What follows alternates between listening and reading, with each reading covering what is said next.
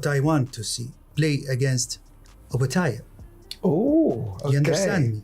This is what I hope to have. Same. I wish for this as well. We need to see this fight.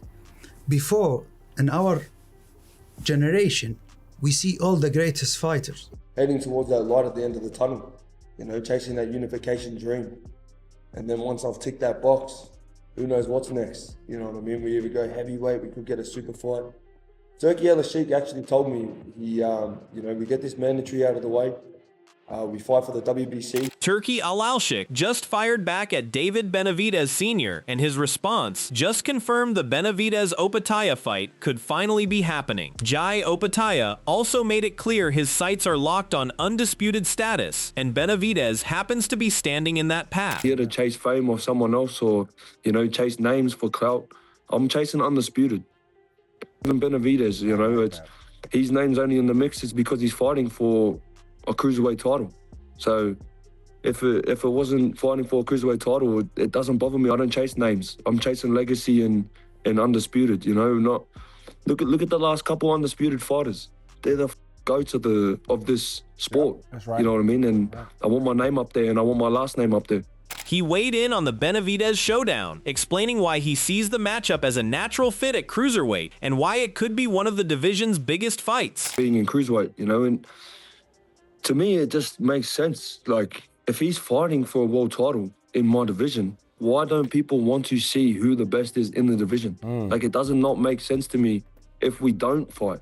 You know what I mean? Like, he's coming up fighting for a undisputed, like a unification fight, and he's going to be holding the WBO and WBA.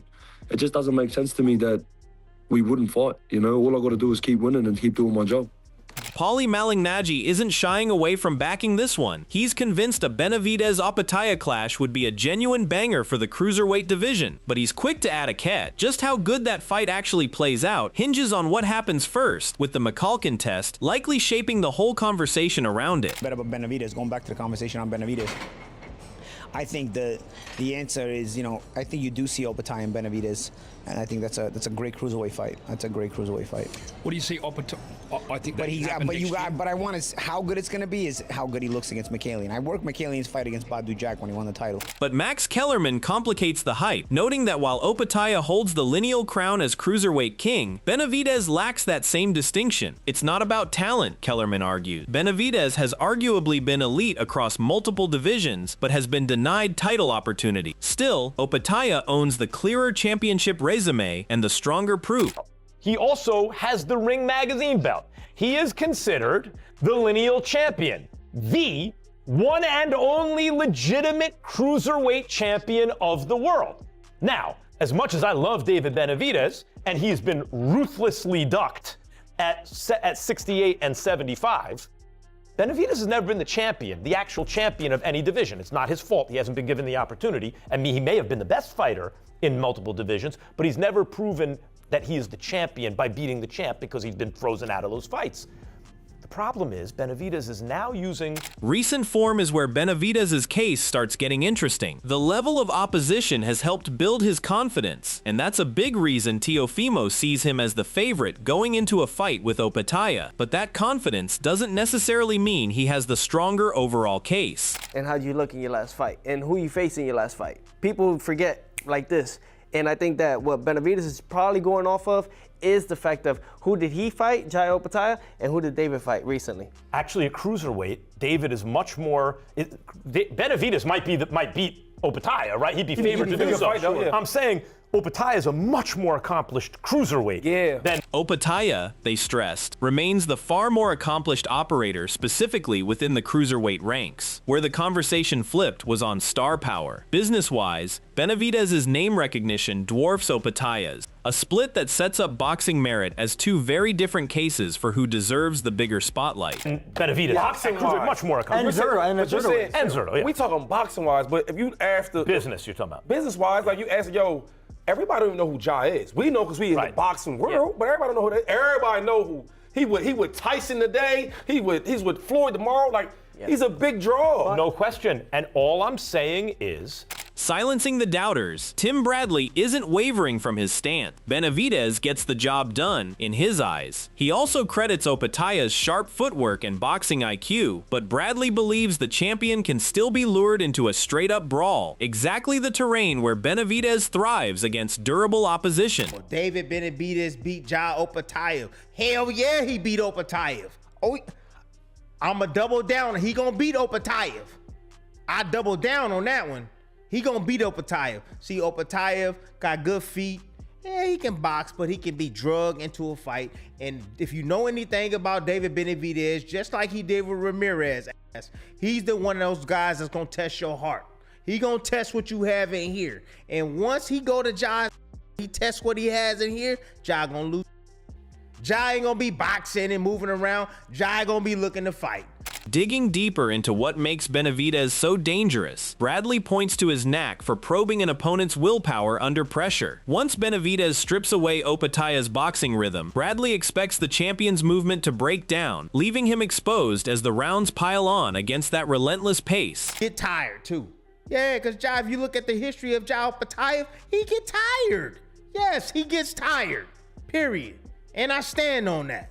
Speed's one thing, but Bradley's convinced Benavidez's pressure is another beast entirely, keeping Opetaia's track record of fading in grueling extended battles as the real red flag. He argues that vulnerability lines up perfectly with the non-stop, high-output attack Benavidez consistently brings into every fight he takes. As you saw, yes, he can make it work for himself, yes.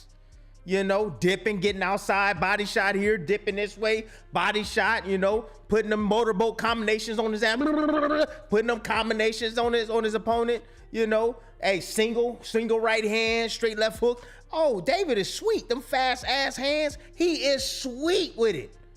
But when we talking about a bigger fighter, somebody's been reigning at heavyweight, somebody that's, hey, has to be perfect or had to be perfect when he faced. Coach Bredman also lays out exactly why he'd back Benavidez against nearly anyone in the division, yet he flags Opetaia as a genuinely different puzzle altogether, pointing specifically to the champion's size, his explosive bursts, and the tricky angles that come naturally with operating from a southpaw stance against a fighter like Benavidez. Tired because he's such a big guy and he's explosive, but I'm more comfortable picking David to beat him. The one guy that I think will give David some real trouble is Usyk at heavyweight. I don't know if he can beat Usyk, but the rest of the guys, I think he can beat him.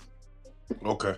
Yeah, because Opetaia said that he'll see him soon. Congratulations, champ. People have been talking about that matchup because he is a full, cruiserweight that's athletic. Breaking the athleticism down further, Breadman draws a clear line separating Opetaia from someone like Zurdo entirely, calling him a sharper, twitchier athlete with genuine snap behind his punches. A speed and power combination, he argues, demands a completely different level of caution, preparation, and respect than what Benavidez has typically faced throughout his career so far. Big, fast, and explosive. And David has good defense, but he's not unhittable. So the fact that David started out at 168 and Opetaia started out at 200, Opetaia, I didn't think Zurdo could do anything with David because he's just too slow getting off, man. You know what I mean? Like, everything is not about speed, man, but when the speed difference is that big, you got to have some kind of like masterful timing or jab or something to offset that. He's just too slow. Opetaia not slow like that.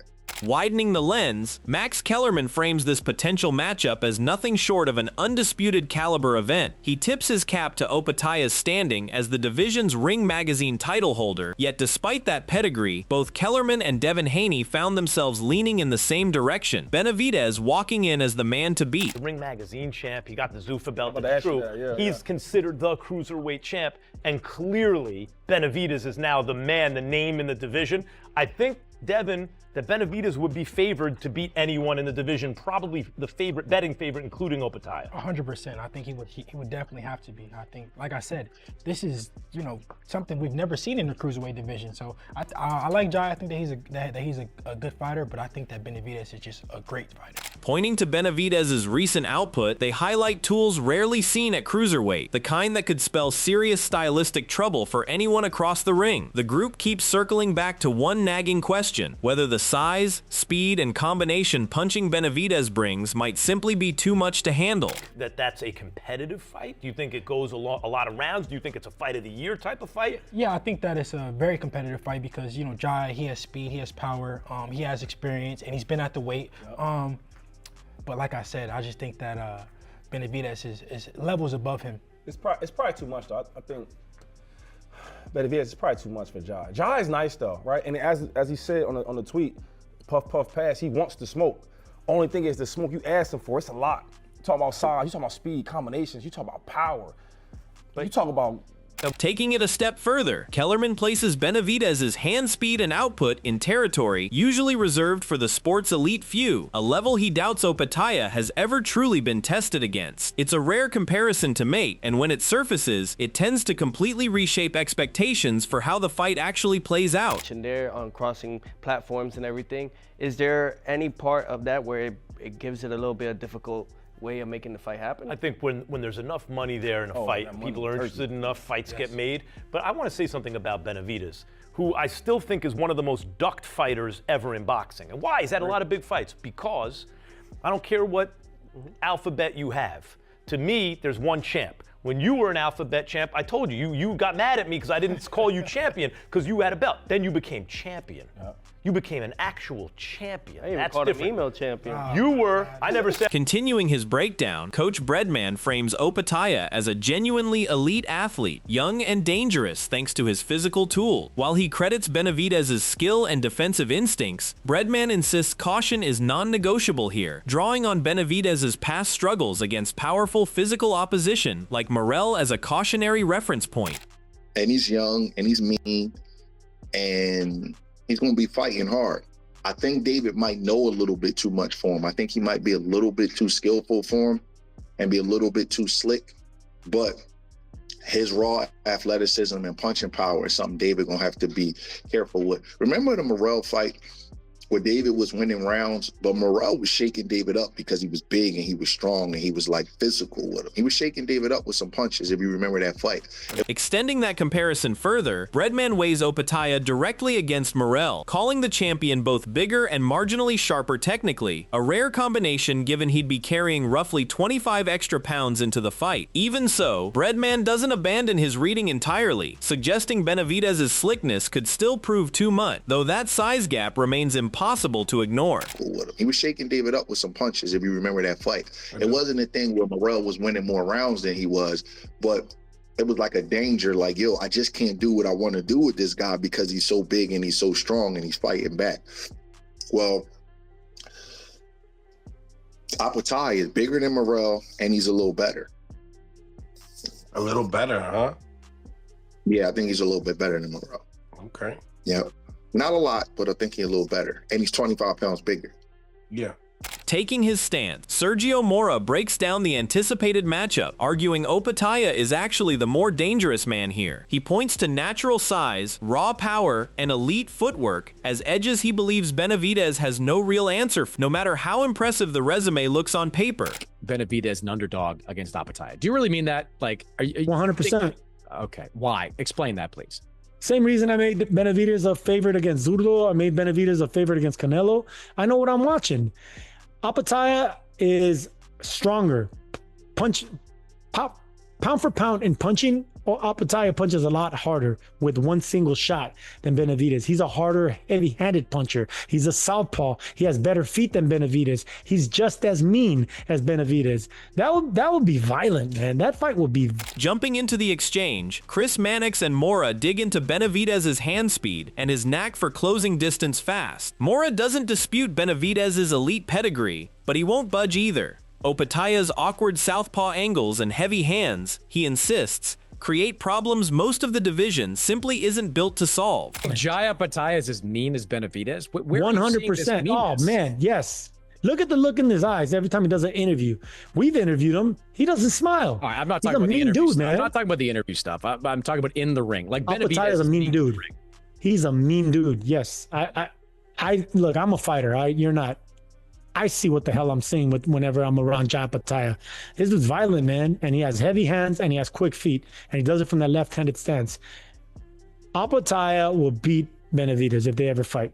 That's just my early prediction. I think Benavidez is top pound for pound. Pushing back, Mannix admits Opetaia has the tools, but questions whether he's proven them against real elite competition, pointing to a faded Marcus Brown as his signature win and a shaky outing in Australia since. Mora counters by crediting Benavidez's genuine greatness, though even he concedes Opetaia's footwork remains a real threat worth respecting. I can see what you're seeing. I can see the tools. I just haven't seen him implement them against great fighters. His best wins have come against one guy, and that was the faded version of Maurice Breedis. Since then, he has not fought top guys. He has been clipped when he fought his last fight in Australia, took some shots in that fight, and couldn't get Brandon Glanton out of there. So like, I think he's a good fighter. I just have not seen greatness from him yet. I've seen greatness from David Benavidez at 168, less so at 175 because he only stayed there for 3 fights at a time, and then straight up to cruiserweight to fight Zurdo Ramirez. I think the hand speed would be a big... Turning to the harder truth, Ade Oladipo doesn't sugarcoat it. Opetaia is a killer with quicker feet and sharper movement than Zurdo ever showed. He pushes back hard against anyone assuming Benavidez simply walks through him, pointing to Opetaia's southpaw craft as reason enough to call this a legitimate coin flip fight. That mistake.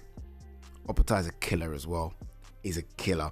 And unlike Zurdo, Opetaia has fast hands and fast feet. Opetaia's hand speed, it's not as fast as Benavidez, but it's respectable. His feet are better than Benavidez's. He's a southpaw. So don't start to, oh, Benavidez runs through Opetaia. No. I'm not doing that. Not doing that. Does not run through him at all. That's a fucking fight. Surprising even himself, Ade admits his own breakdown has pushed him toward Benavidez despite the dangers Opetaia present. Running through the matchup, he gives Benavidez a slim edge, but he makes it clear this isn't a confident pick, with the two fighters sitting remarkably close in what he sees as a tightly contested matchup. I honestly don't know who wins out of him and Opetaia, you know? I feel like he might be able to get to Opetaia. I can't believe I'm saying this. I think he might beat Opetaia. I think he could beat Bivol as well. I'm not joking. I think he could beat them both. I think I'd make him favourites. If those matchups were made today, I'd make him favourite on both of them. Marginal favourite. 55-45 in the Opetaia fight. Shifting the focus to grit over technique, Bruce Carrington doesn't discount Opetaia's talent for a second, but when it's time to pick a winner, he sides with Benavidez, calling him simply the meaner fighter of the two. For Carrington, it comes down less to skill on paper and more to who's willing to impose their will when the fight turns uncomfortable. Is his kryptonite, and they would beat him. I feel like you gotta. Okay, Opetaia, right? Let me touch base on him. I think that Benavidez is the superior fighter when it comes to Opetaia. Like, Opetaia, he's good. I like Opetaia, but Benavidez, he's badass, bro. Oh my gosh, like, he's mean. I really like Benavidez in that fight. Breaking down the mechanic, Dirrell zeroes in on Benavidez's hand speed as the real problem solver here. The combinations come so fast that defending them cleanly becomes a nightmare. It's a trait Dirrell sees as the single biggest factor tipping the tactical scales whenever this matchup with Opetaia actually gets discussed seriously. No doubt for me, you know, and then there's always that puncher's chance, you know, but David has great defense. He doesn't have the legs that I want him to have, you know, but he has great speed on his punches. Speed is going to be the biggest factor because the feet will meet in this fight, right? And when they do, it's who's faster, you know, who's smarter, you know what I'm saying? And, you know, who can get off with the quicker shots, you know what I'm saying, shorter shots. And David has a great ability in the inside. Calling it a genuine coin flip, Dirrell frames the fight around energy management as much as skill. Opetaia, he argues, has to stay razor sharp and disciplined with his footwork throughout, while Benavidez needs to sustain that relentless, almost mechanical output across a full 12 rounds for his approach to actually hold up. If I had to pick up, I'm gonna say 50-50, right? I think Jai will make the mistake of being there because he's great with the feet, but he has to be keen. He got to be precise. He got to be calculated with his feet when he get in there with David. It's like, when you get in front of David, man, you want to make him miss. You want to stay out the way. You want to preserve your energy or build up the energy needed to go for 12 rounds first round or the 12th round just like the first, right? And that's not like saying you Superman, but no, we see fighters. Even monsters have blind spots, though. Dirrell doesn't hold back on Benavidez's biggest flaw: footwork that lags behind his other tools. If Opetaia leans into his own mobility and controls distance smartly, Dirrell believes that gap could turn into real trouble for Benavidez over the course of the fight. He is full of energy, man, but he's technically flawed. David has no feet whatsoever. Period, point blank, man. And don't need him at this point. And once he gets in there with someone who's willing to use their feet, then he's going to see where he needs to capitalize with his feet. So, man, I refuse to pick. This is one of them ones I want to be right with, because if I had to pick, and I feel like I want to tell you, but I'm not going to do it. David Benavidez himself isn't waiting around. He's calling out Opetaia directly, making it clear this is the fight he wants next. With both men now sitting at the center of the cruiserweight conversation, the tension is only building. Benavidez knows exactly what Opetaia brings, but he's confident enough to step forward and demand the matchup everyone is talking about. I mean, I think that's the biggest fight in the world, especially at this weight division, you know, and that's definitely a fight I want. Like I said, I'm not scared of nobody. This is Monstro's world, and if he wants to get that fight, we get that fight.